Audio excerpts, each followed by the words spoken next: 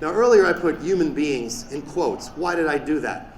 I did it because nobody on this planet is actually human. If you go to the Galactic Federation, for example, you have beings over there who would be considered human, but they don't consider you human.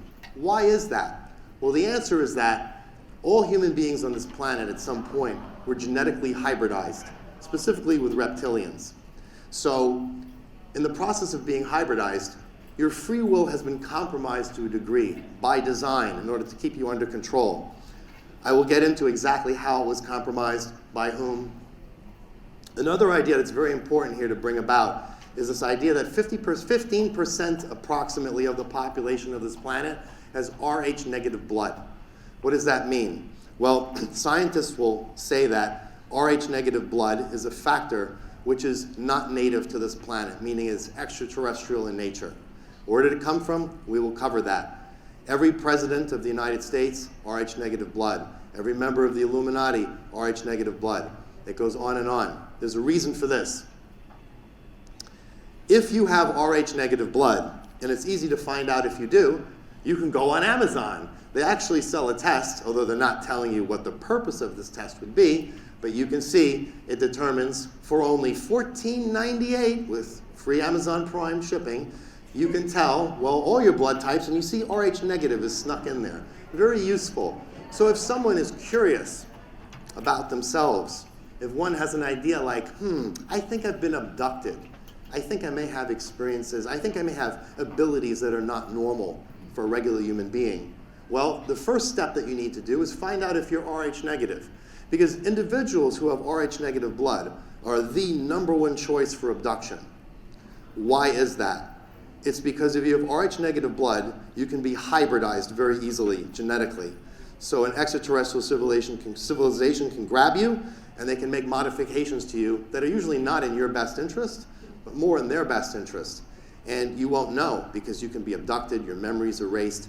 Maybe you have some idea something went wrong. Many people have had these experiences where they think they've been abducted or something strange, but they dismiss it because they go, that can't be. There are plenty of people I've met in my life who are Rh negative who had various abilities and superpowers, sort of like what you'd see in X-Men, though not as extreme, okay? Don't get it the wrong way. And these people, they tend to write it off. They say, maybe it's in my mind, until something really crazy happens. These individuals have all been hybridized to one degree or another. So if you have Rh negative blood, you're very much in demand. If you have Rh negative blood and you're also A negative, you're the most in demand. However, if you have Rh negative blood, good enough too. And yes, not everyone who is abducted and hybridized has Rh negative blood, but the majority of them do.